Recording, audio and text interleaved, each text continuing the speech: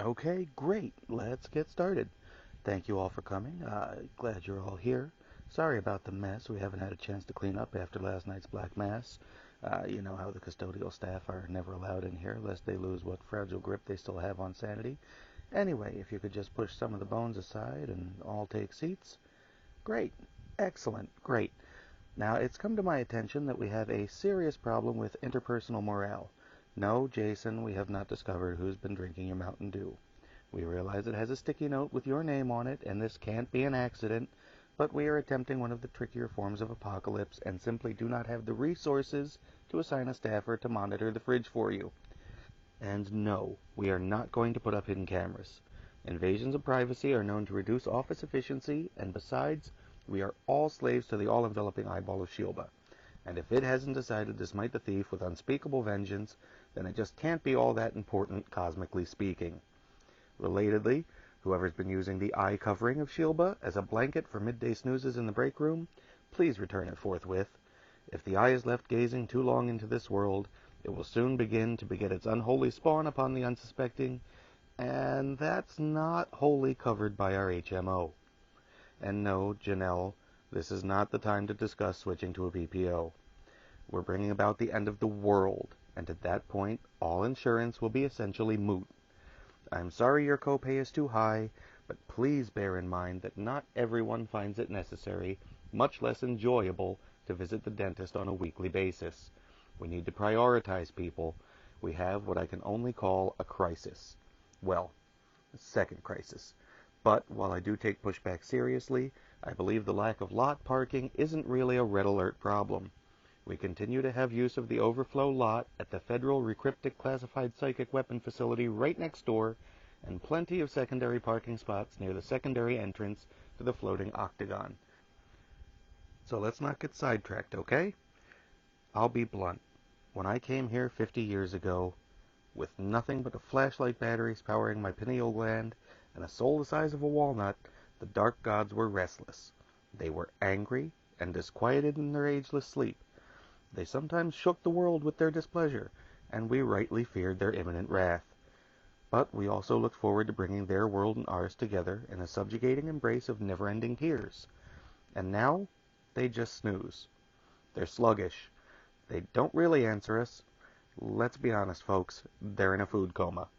And we're to blame.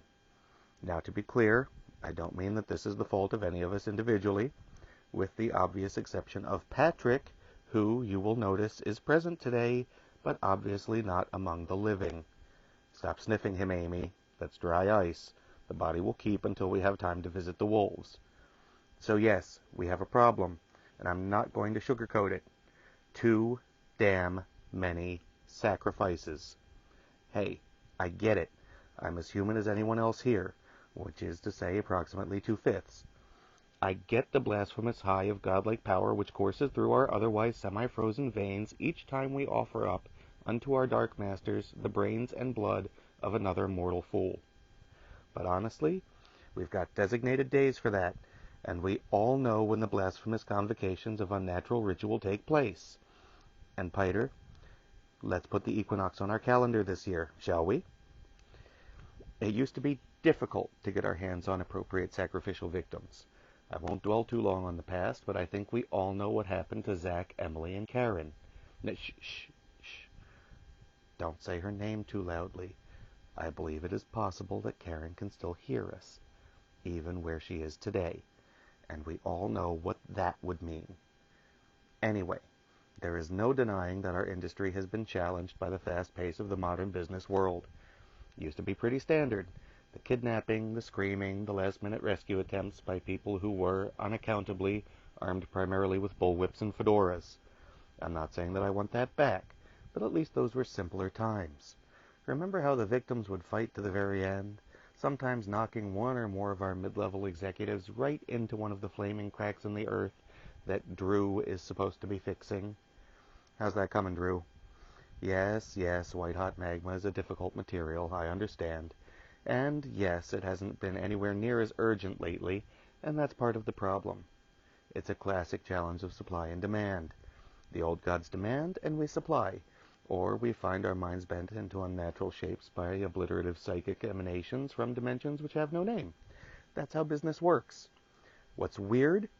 Let's face it, this generation of sacrifices is just way too eager. They're practically knocking down our doors. Yes, Katsuko, that's why the back door is such a pain to open. We've reinforced it with steel and an internal latticework of the names of the damned. I understand the inconvenience, but really the rear entrance is for maintenance personnel. It's discouraged for use by anyone not wearing a level 4 or higher grade exosuit on account of the hideous rays from dead stars, which tend to beam through that area on their way to places best left unknown. If you were properly armored, you'd be able to lift .6 tons with either arm, and the door wouldn't be a problem. Now look, there's nothing wrong with your armor. We had a priest of Zencharthus examine it thoroughly, and aside from a very small, highly localized poltergeist... Look, anyway, listen, let's take this up after the meeting, okay? I'm going to need to be uninterrupted here for a little bit. Alright? No questions. This is a delicate briefing, and some of my notes were gobbled up by the dread Mukumba last night, and frankly, I'm just not having a great day. The last few quarters have just been murder. I mean, I can barely raise a sacrificial knife without somebody trying to jump under it. And yeah, we'd originally thought that was making our lives easier, but in fact, we've been set back by years, maybe centuries. The foulness from space, the horrors out of time, the doom from the moon, they ain't devouring all of creation any time in the foreseeable future. In fact, while they once looked at Earth with the profane desire to take all things into their endless and fearsome pie holes, they now seem to dread us, like someone who ate Thanksgiving dinner twice and won't open the fridge again because they know there's like half a turkey and 4 pounds of stuffing in there. Honestly, I'm stumped. And exhausted. I was up all night thwarting attempts by 4 of our college interns to break into the altar room and hurl themselves into the Hecka Combinator. The 5th one made it through, and now Haster the Unspeakable has indigestion and isn't even speaking to me. I tried opening a portal to Fairyland and sending the surplus sacrificial aspirants through, but the fairies opened a second portal right next to it and dumped them all back. Plus a dozen changelings. Now things are tough, and I'll admit that I'm taking some of this situation personally. You all know I'm passionate about my job. It's been my fondest wish ever since I was a little baby cultist to bring about the end of everything. I'm told that while the other toddlers were trying to get their toys to interact with each other, I was trudging off to the dreamland abyss of Kadath to drop them into the infinite nothing. Both the toys and the other toddlers. Later, when my schoolmates were off camping in the woods, I was scaling the heights of Hetheg with some smudgy photocopies of the Narcotic manuscripts. Some say I died on that mountain, but, haha, we know I didn't die until a couple of years ago. Silly rumors. Anyway, it's really important that we keep a positive focus during this trying time.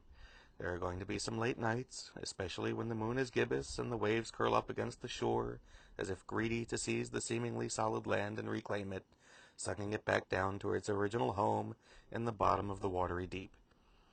It pains me to do this, but we really have no choice. If we want this company to end up accomplishing the vision that was put into place 10,000 years ago when lost Lemuria faded into the farthest recesses of the unconscious mind. Just gonna say it. We need a happier world population. Our demonic pact is to cause misery, suffering, and destruction, not to end it in a merciful, if rather blood-curdling manner. If the current generations of this species believe that oblivion would be a kindness, it pretty much puts us out of a job. It's time for emergency action and an immediate reorg. Also, we're going to need a bunch of mugs with the company name on them ASAP.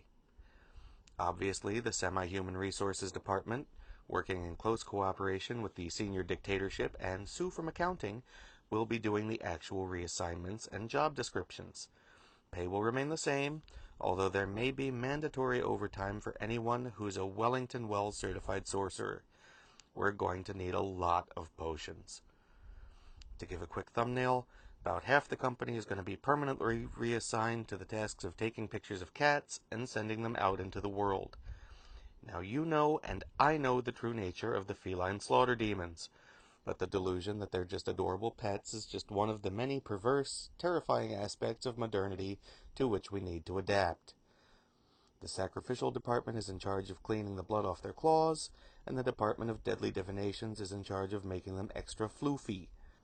The other half of the company is going to go find as many videos of dogs bumping into things as is humanly possible. Let's not remind the general public that this apparent clumsiness is because they have the ancient sight of guardians and are attempting to battle the spirits and ghosts that only they can see on behalf of mankind, which neither remembers nor cares about their bravery in the time of the Wendigo, 100 generations now past. Seriously, nobody remembers that. We'll just pretend they're trying to get a bunch of sausages or something. And the rare people who neither like cats nor dogs, and who are not at all cheered up by cute fuzzy things, their management potential. Recruit them and send them straight to me. All right, everybody. I'll take questions after the break, but I'm sure you are all starving. We've got a treat for you. Big bosses sprang for a sushi lunch straight from Sarnath Catering. Don't let this get you down. We're not doomed. I mean, we're not doomed now, but I have complete confidence that if we all pull together as a team, by Bokrug we will be doomed soon.